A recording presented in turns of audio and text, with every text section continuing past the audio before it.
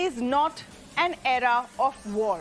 This clear and simple message from Prime Minister Modi to Russian President Vladimir Putin during the bilateral meet on the sidelines of the Shanghai Cooperation Organization in Samarkand, Uzbekistan, will be the biggest headline and outcome of the SCO meet. Now, here's the context. Prime Minister Modi is attending the crucial meet that is taking place in person for the first time in 2 years. He met with Putin face-to-face for the first time since the Ukraine conflict. India has carved its own stance on Ukraine that it will neither bow to Western pressure to condemn Russia and will neither shy away from calling out human rights violations in Ukraine. It's been 8 months now since the Russia-Ukraine conflict is raging on, and there's no end in sight. It's in this backdrop that the statement was made. Listen in to what he said. Excellency, मैं आपका और Ukraine दोनों का इस बात के लिए आभार व्यक्त करना भी चाहूंगा, क्योंकि जब शुरू के दिनों में इस संकट के काल में हमारे हजारों स्टूडेंट्स यूक्रेन में फंसे हुए थे, आपकी और यूक्रेन की मदद से हमारे स्टूडेंट को हम सुरक्षित रूप से बाहर निकाल पाए, उनके घर तक हम पहुंचा पाए, और इसके लिए मैं आप दोनों देशों का आभारी हूं। एक्सेलेंसी, मैं जानता हूं कि आज का युग युद्ध का है नहीं, और हमने फोन पर भी कई बार आपसे इस विषय में बात की है कि डेमोक्रेसी और डिप्लोमेसी और डायलॉग, ये सारी बातें ऐसी हैं कि जो दुनिया को एक स्पर्श करती है। आने वाले दिनों में शांति के रास्ते पर हम कैसे बढ़ सके, उसके विषय में जरूर आज हमें चर्चा करने का मौका मिलेगा। I know about your position on the conflict in Ukraine, and I know about your concerns.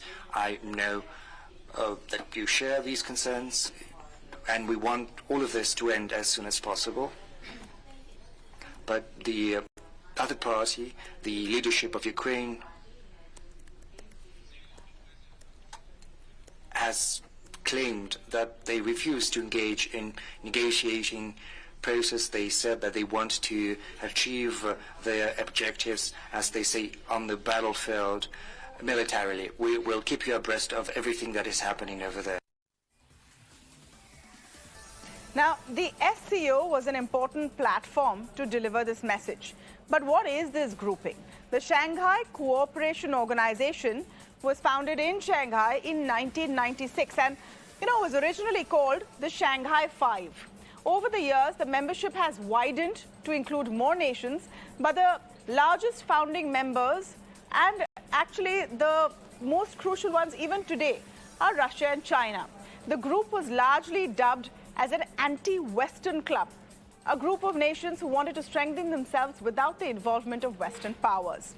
India and Pakistan joined in only as recently as 2017, and this is one of the largest multilateral Eurasian organizations as a result. So let's just take a look at its permanent members of this group and why this grouping is considered so important. So if you take a look, some of the permanent members of this grouping, and you're actually spanning across continents. It's a very interesting sort of set of members that you see. Kazakhstan, Uzbekistan, Tajikistan, of course, part of it, Russia, China, India, Pakistan, they're all part of this group, Turkey as well, and Iran is going to be a permanent member from next year.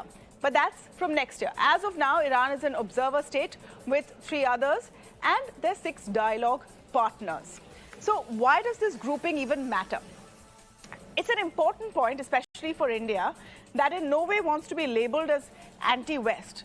And it's also a grouping that includes China and Pakistan, 2 troublesome neighbors that we're definitely not on good terms with. But for us, it's important to be inside this grouping rather than outside. It can help counter Chinese Belt and Road Initiative, for example.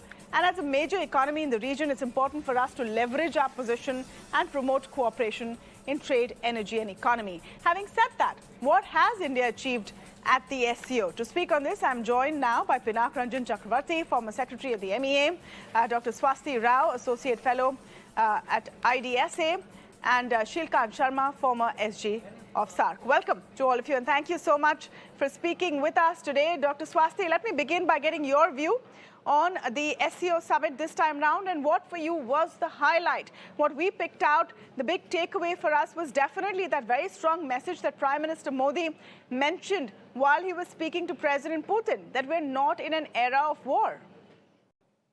Right. Good evening, Tamanna. And yes, you put it rightly. You see, I'd rather not go into the details and history of why SCO was formed, what has been its primary agenda. It seems as a, as a collection of sorts, because, there are different types of countries, largely undemocratic, and they are pushing a kind of an non-Western narrative of engaging with the world. So India in that position does find itself in a rather precarious situation, because India does not want to be labeled as pro or anti-West. India has been pushing it very clearly that our basically our strategic autonomy and our multi-vector foreign policy asks us to, engage all the relevant, multipolar alignments. Okay, it's just as simple as that. And for our continental concerns, because the problem that we have at our borders, the kind of an outreach that we want to make to Central Asia, and then beyond that to Iran and the connectivity, etc., projects out there,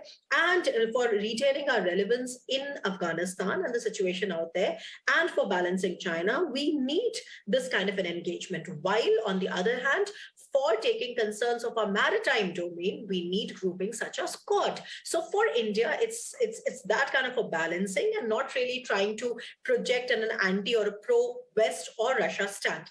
Now, having said that, one of the things that really caught my attention was that Prime Minister Modi actually said something akin to, saying that the war is not right, and, there should be, this is not the right time for war. I'll quote specifically. He said, this is not an era of war. He didn't say the war is not right or wrong. He said, this is not an era for war. So that's what Tamanna. ये युद्ध का युग नहीं है. Specifically in Hindi. If you've been noticing what Indian position on the war has been, we have always criticized the humanitarian cost of it. We've always, stated worry about how the entire world was reeling under the impact of the COVID-19 pandemic, and then we were hit by a war that nobody needed, not even the Russians. Look at what it is doing to their economy. So this is the right stand to take, and along with this also comes, very disturbing images and footage from what the mass graves at Izium. I mean, of course, there was something of a similar sort in Bucha, and India called for an independent inquiry. So what I'm saying is that without giving the impression of being pro-West or anti-West, India has given the impression, and in a most sincere possible way, that India is against war, because that is in the larger global interest. That's one. And finally, let me also tell you, then finally, I think my understanding of the situation is that there is little we can expect from SCO, like larger SCO, because there's Pakistan, there's little that they can deliver on counterterrorism, etc., especially for South Asia. But if you really look at the Samarkand Declaration about connectivity, climate, etc., alternate medicine, what I can see is that one, a reiteration of India's soft power approach, two, a pushing for global agenda and values through a regional platform without taking sides. So that has been a very calibrated and neutral endeavor. All right. Shrikant Sharma ji, do you see it that way?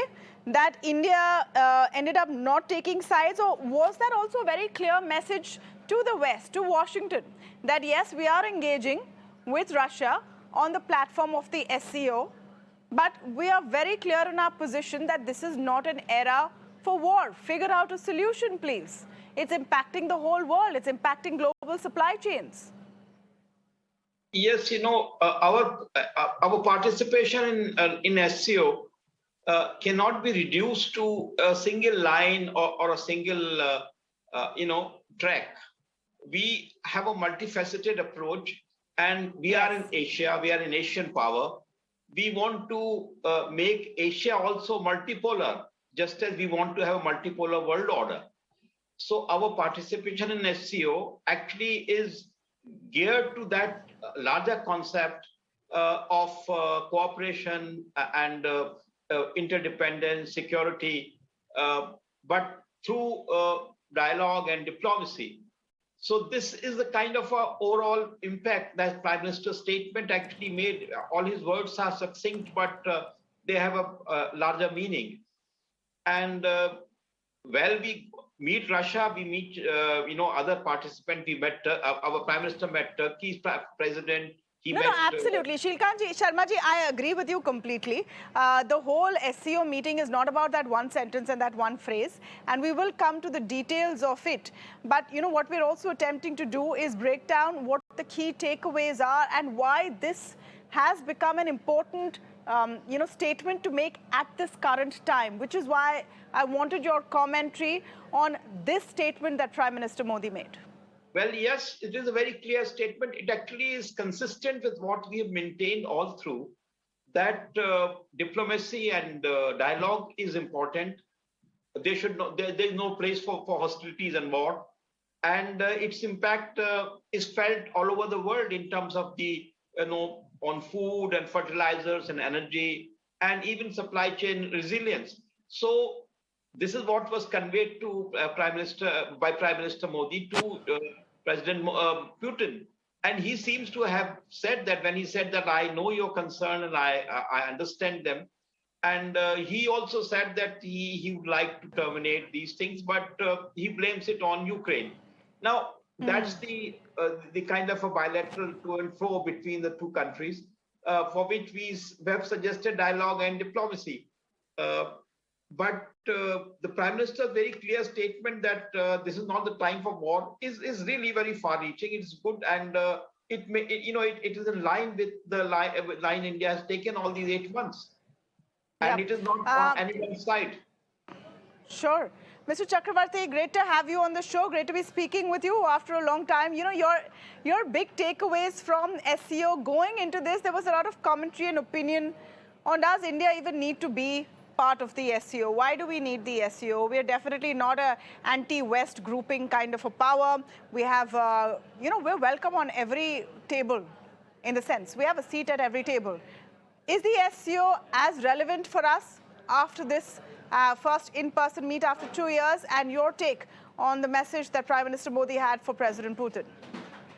First of all, let us disabuse ourselves that this is an anti-West group.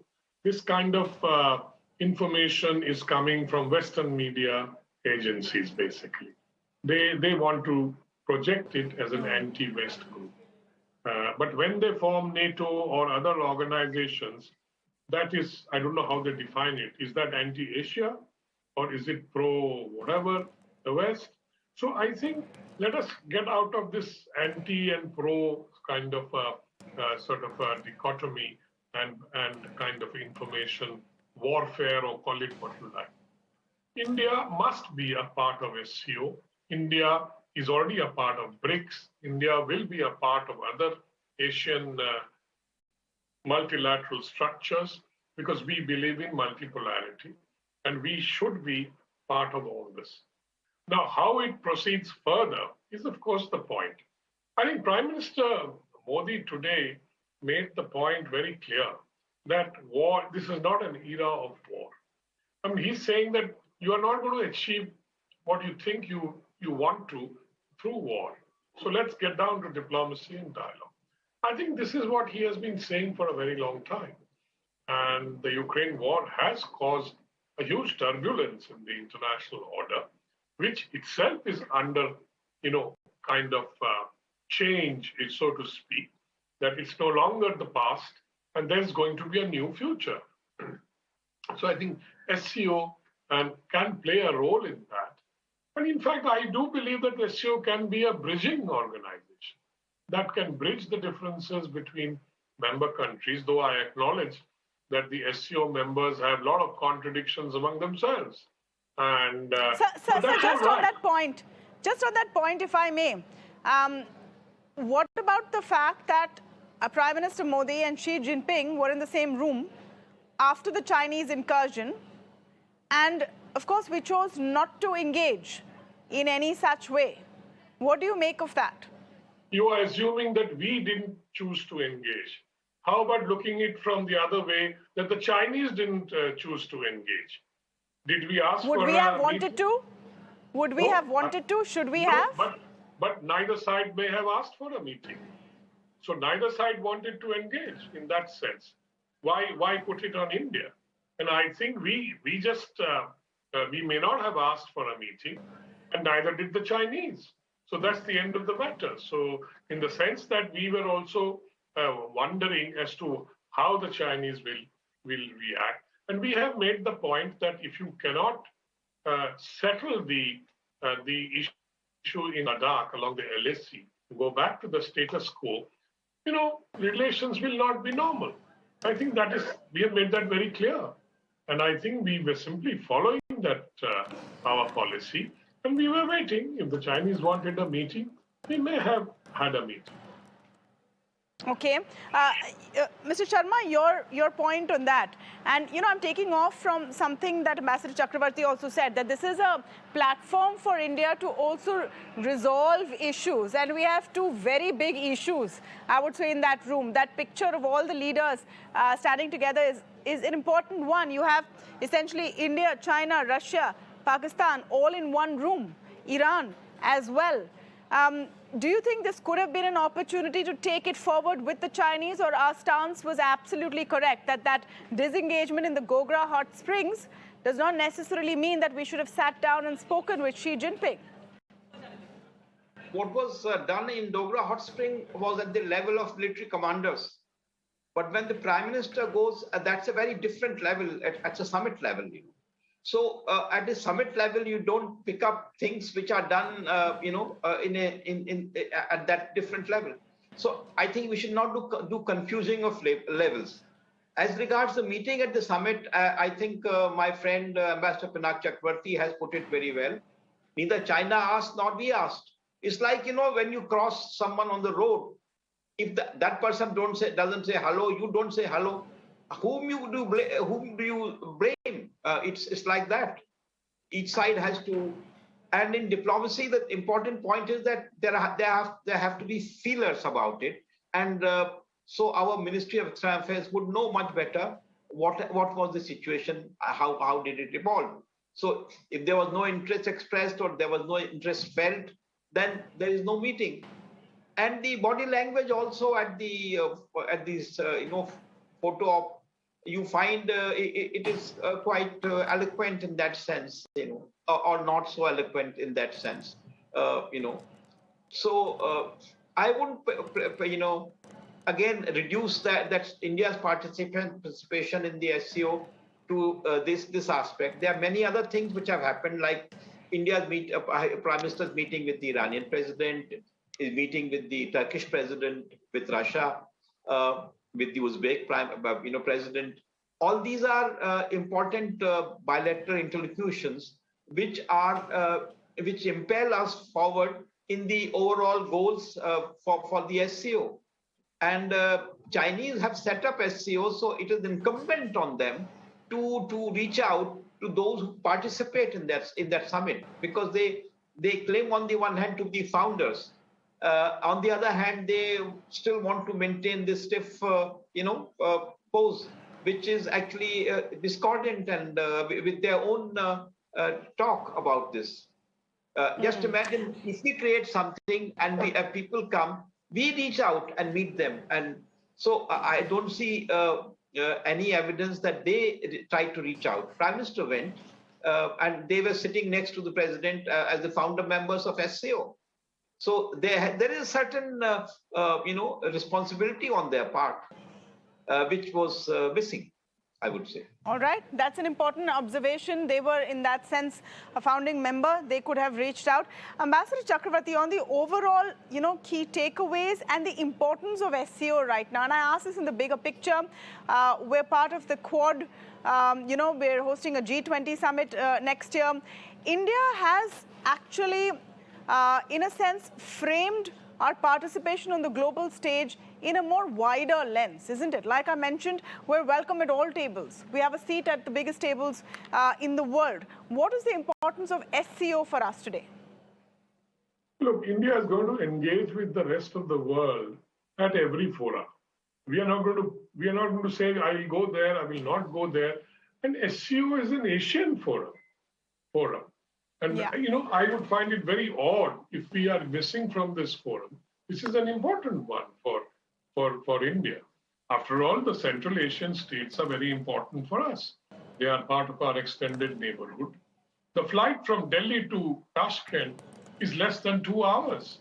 It's less than what you will fly from Delhi to Chennai or some other southern part like Trivandrum. So, and we have historical relations with these countries. I don't have to go into history to point that out. So I think it is part of our extended neighborhood. We want to trade with them. But the problem, of course, here is connectivity, because Pakistan refuses to provide transit and other connectivity arrangements. And that is why we have Chabahar through Iran, so that we can connect to the Central Asian states. The Central Asian states are very rich in mineral resources and other resources, and we can make good use of it. Gas, oil, everything they have, other mineral resources as well. So there is a huge potential for trade with India's growing economy, etc. That can be great. But then we have Pakistan, which doesn't want to cooperate. And hence, we have talked about, the Prime Minister has talked about connectivity. The Prime Minister has talked about transit rights. Absolutely. I'm going to wrap it there, but interesting learnings from the SCO meet. Important to understand why this is a big story today and the deeper implications of this level of engagement. Thank you so much to all of you for joining us on the lead story this evening on Beyond the Headline. Now moving on to some of the other big stories of the day. The Vedanta